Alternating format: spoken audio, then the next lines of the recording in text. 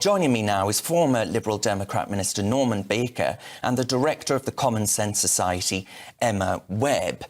Norman, I'm going to start with you.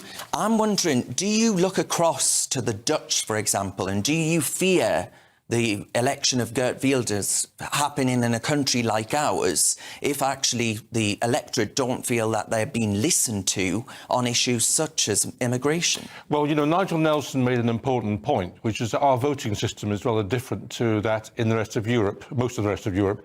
The Dutch system is one based on proportional representation, where small parties can secure a foothold. And, you know, this guy in Holland has secured, I think, only about 25% of the vote. It's not a huge majority. It's just the biggest party.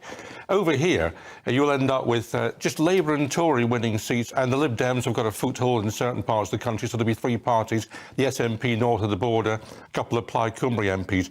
But, you know, Reform UK won't break through, but Nigel says he can get 14, 50% of the vote. I think what the point Nigel didn't make, and I'm sure he would have made it, is that the fact of Reform UK is not on the number of seats, but on the Conservative Party, because what UKIP did was drive the Conservative Party to the right, particularly on the issue of Brexit. And I see Reform UK driving the Conservative Party to the right on this issue, because the idea that Tories could abandon the European Convention on Human Rights would have been out of the question 10 years ago. Well, yes, but I mean, the Reform UK are now polling ahead of the Liberal Democrats. You must be a bit gutted about that. Well, I mean, they won't get any seats, and the Lib Dems will. That's because of the voting system we've got, because the Lib Dems' strength is concentrated in particular parts of the country, like north of Scotland and down in the southwest. And actually, the other thing for the Tories, which you've got to worry about, is the fact that they can't reconcile the people on the far right of the Tory party, if I can call it far right, the red wall, if you like, who are concerned about this issue very strongly, with the people who vote Tory in the south of the country, who actually find it anathema we might break international law. OK, I mean, Emma Webb, is that a label I can use to describe you? Would you describe yourself as the far right of the Conservative Party? I wouldn't necessarily describe myself as being I'm not sure many would. Conservative, yes, but never mind on the far right of the party.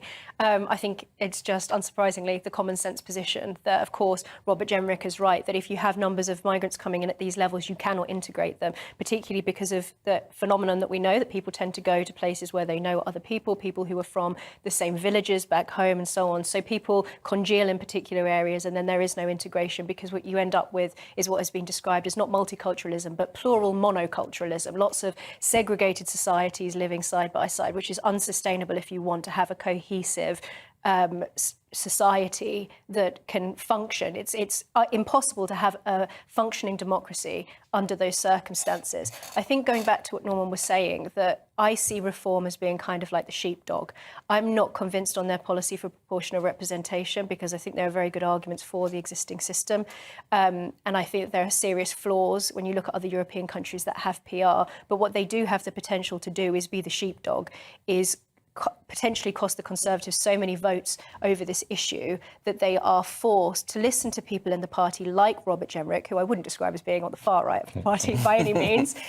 He's a sensible man putting forth a common sense position that I think the majority of people in this country would agree with. The polling time and time again suggests that the fact that people voted for the Conservative Party in 2019 on a promise that hasn't been kept suggests that we know the British people want to reduce migration. I think Robert Jenrick is absolutely right that Rishi's bill doesn't go far enough. And I think for many people, myself included, they look at this situation going on and on and on, dragging on.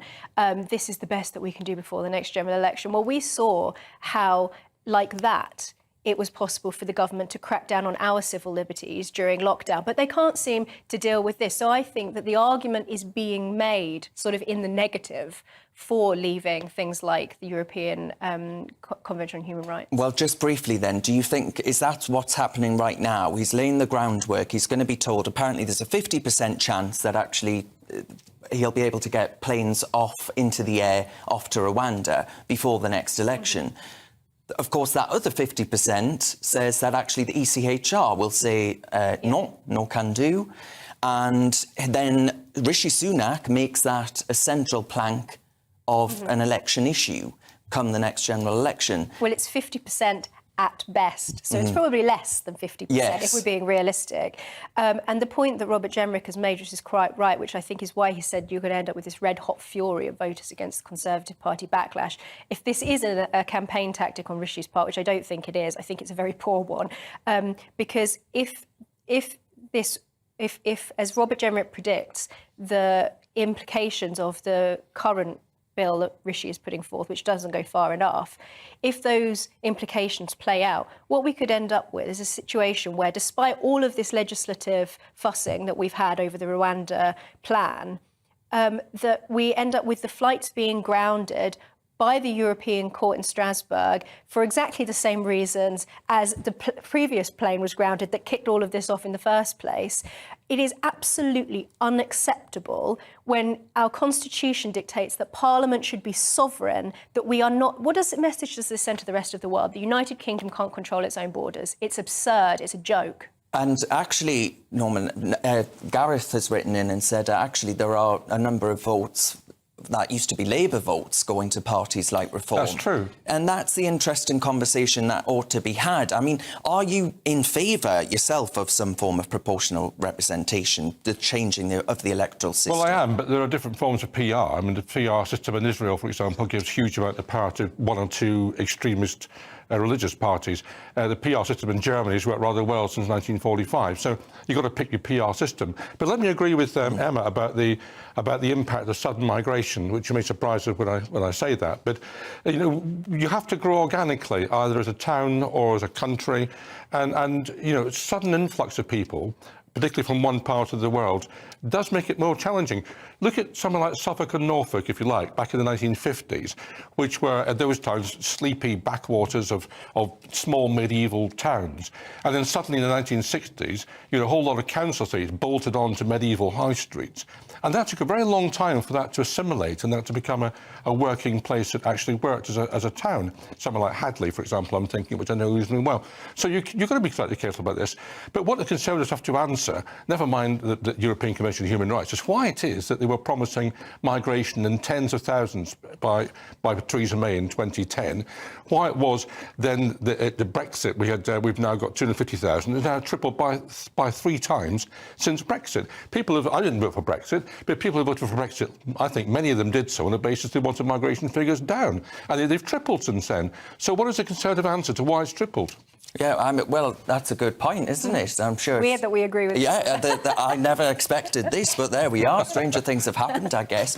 But there is a massive amount, actually, of people feeling that betrayal is the word that they'd use here. Oh, yeah. Yeah, no, if anybody goes and reads Robert Jenrick's article, he begins by saying that when he first went into his position as a minister, the first thing that he did was go and meet with a family in Dover that had their house broken into by one of these people who had crossed illegally. The reality is, particularly for those who are sort of ensconced in their ivory towers or in the sort of metropolitan liberal areas of places like London, like North London, that they're not coming into contact with this on a daily basis. Robert Jenrick quite rightly pointed out, school places, the NHS doctors' services, these things don't grow on trees. Housing, we have children in this country who are not housed in appropriate accommodation, and yet we have all of these people who are coming here with their first act in entering this country is to break the law, and we put them up in a nice hotel.